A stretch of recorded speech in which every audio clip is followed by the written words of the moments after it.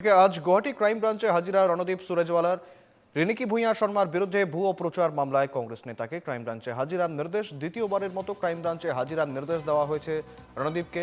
রণদীপ সুরজওয়ালা হেমন্ত বিশ্ব শর্মার স্ত্রীর সম্পত্তি ও পাসপোর্টের জাল তথ্য দিয়েছিলেন বলে অভিযোগ। গত 23শে মে রণদীপকে হাজিরার নির্দেশ দিয়েছিল ক্রাইম ব্রাঞ্চ, কিন্তু সে সময় তিনি হাজিরা এড়িয়ে যান। অন্যদিকে ঠিক কি বলছেন বিস্তারিত আমাদের সঙ্গে প্রতিনিধি কল্পজিৎ শইকিয়া দেখব। 2026 যে বিধানসভা নিৰ্বাচনৰ প্ৰাক্ষণত মুখ্যমন্ত্ৰী ডক্টৰ হিমন্ত বিশ্ব শৰ্মাৰ পত্নী ৰিনিকি ভূঁইয়া শৰ্মাৰ বিৰুদ্ধে নতুন দিল্লীৰ এখন সংবাদমেল সম্বোধন কৰিছিল কংগ্ৰেছৰ জ্যেষ্ঠ নেতা। ইতিমধ্যে সকলোৱে জ্ঞাত সেইগৰাকী হৈছে প্ৰবণ খেৰা। প্ৰবণ খেৰাৰ যিখন সংবাদমেল, সেই সংবাদমেলত কেইবাটাও বিষয় উত্থাপন কৰিছিল নিৰ্বাচনৰ প্ৰাক্ষণত। তেওঁ প্ৰথম কথা উল্লেখ কৰিছিল মুখ্যমন্ত্ৰী পত্নী ডক্টৰ হিমন্ত বিশ্ব শৰ্মাৰ পত্নী ৰিনিকি ভূঁইয়া শৰ্মাই বিদেশত তেখেতে ধন বিনিয়োগ কৰিছিল বিভিন্ন ব্যৱসায়ত। সমান্তৰালকৈ 3খনকৈ পাছপোৰ্ট তেওঁলোকে সংবাদমেলত উলিয়াই দিছিল আৰু পৰৱৰ্তী সময়ত গম পোৱা গ'ল যে সেই পাছপোৰ্ট কেইখন ভুৱা। ৰিনিকি ভূঁইয়া শৰ্মাৰ তেনেধৰণৰ বিদেশ ভ্ৰমণৰ তেনেধৰণৰ পাছপোৰ্ট কোনো ধৰণৰ নাই। তাক লৈও কিন্তু প্ৰথম অৱস্থাত সকলোৱেই সঁচা বুলি সকলোৱে ভাবিছিল আৰু পৰৱৰ্তী সময়ত সেয়া এক প্ৰকাৰে মিছা বুলি প্ৰমাণিত হ'ল। তাৰ পাছতে মুখ্যমন্ত্ৰী ডক্টৰ হিমন্ত বিশ্ব শৰ্মাৰ পত্নী ৰিনিকি ভূঁইয়া শৰ্মাই ক্ৰাইম ব্ৰাঞ্চত এখন এজাহাৰ দাখিল কৰিছিল সেইগৰাকী সংবাদমেল সম্বোধন কৰা প্ৰবণ খেৰাৰ বিৰুদ্ধে। আৰু প্ৰবণ খেৰাৰ যেতিয়া নিৰ্বাচনৰ অন্ত পৰিল, নিৰ্বাচনৰ অন্তৰ পৰাৰ পাছত ফলাফল ঘোষণা হ'ল আৰু দ্বিতীয়বাৰৰ বাবে মুখ্যমন্ত্ৰী হিচাপে শপত গ্ৰহণ কৰিলে ডক্টৰ হিমন্ত বিশ্ব শৰ্মাই। সেই সময়ছোৱাতে ডক্টৰ হিমন্ত বিশ্ব শৰ্মাই এটা কথা কৈছিল যে প্ৰবণ খেৰাই মোৰ পত্নীৰ বিৰুদ্ধে অনা যিসমূহ অভিযোগ, সেই অভিযোগসমূহৰ তেওঁ প্ৰত্যুত্তৰ দিব লাগিব আৰু প্ৰবণ খেৰাক আমি শুদাই নেৰোঁ, তেনেধৰণৰ কথা কৈছিল বা প্ৰবণ খেৰাৰ ওপৰত আমি ব্যৱস্থা ল'ম।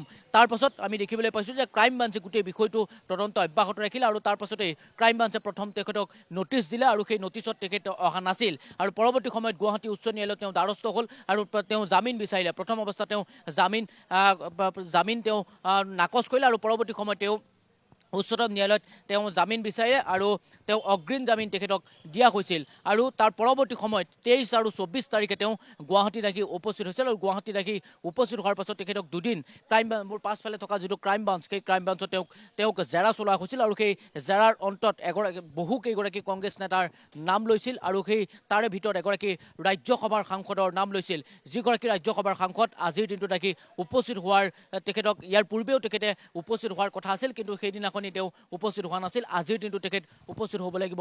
বৰ্তমান সময়ত মই উপস্থিত আছোঁ ক্ৰাইম ব্ৰাঞ্চত আৰু ইতিমধ্যেই কংগ্ৰেছৰ শীৰ্ষ নেতা বা অসম প্ৰদেশ কংগ্ৰেছৰ কোনো এগৰাকী লোক কিন্তু এই মুহূৰ্তত আহি উপস্থিত হোৱা নাই ক্ৰাইম ব্ৰাঞ্চত, যাৰ ফলত ক'ব পাৰি হয়তো আজিৰ দিনটোত এইগৰাকী সাংসদ অৰ্থাৎ ৰাজ্যসভাৰ সাংসদ হয়তো নাহিবও পাৰে ৰণদীপ সিং সূৰ্যৱালা। ৰণদীপ সিং সূৰ্যৱালা হয়তো আজিৰ দিনটোত আহিব নে নাহে সেই কথা হয়তো কিন্তু স্পষ্টভাৱে ক'ব নোৱাৰি, কিন্তু যদিহে তেখেতে আহে তেনেহ'লে দিনৰ 11মান বজাত অহাৰ হয়তো সম্ভাৱনা আছে। এই মুহূৰ্তলৈকে অসম প্ৰদেশ কংগ্ৰেছৰ কোনো এগৰাকী সদস্যক এই মুহূৰ্তত ক্ৰাইম ব্ৰাঞ্চৰ সন্মুখত আমি দেখিবলৈ পোৱা নাই, যাৰ ফলত এই মুহূৰ্তত ৰণদীপ সিং সূৰ্যৱালা আহিব নে নাহে সেই কথা কিন্তু কোৱাৰ টান। কিন্তু ডক্টৰ হিমন্ত বিশ্ব শৰ্মাৰ পত্নীৰ বিৰুদ্ধে যিসমূহ অভিযোগ আনিছিল সেইসমূহ অভিযোগৰ ভিত্তিতেই ৰণদীপ সিং সূৰ্যৱালাই যিসমূহ পাছপোৰ্টেই হওক বা বিদেশ ভ্ৰমণৰ এই যিসমূহ কথা কৈছিল প্ৰবণ খেৰাই সংবাদমেলত, আৰু সেই সংবাদমেলত ৰণদীপ সিং সূৰ্যৱালাই তেখেতে যোগান ধৰা বুলি ইতিমধ্যে প্ৰবণ খেৰাই সেই কথা উল্লেখ কৰিছিল, যাৰ ফলত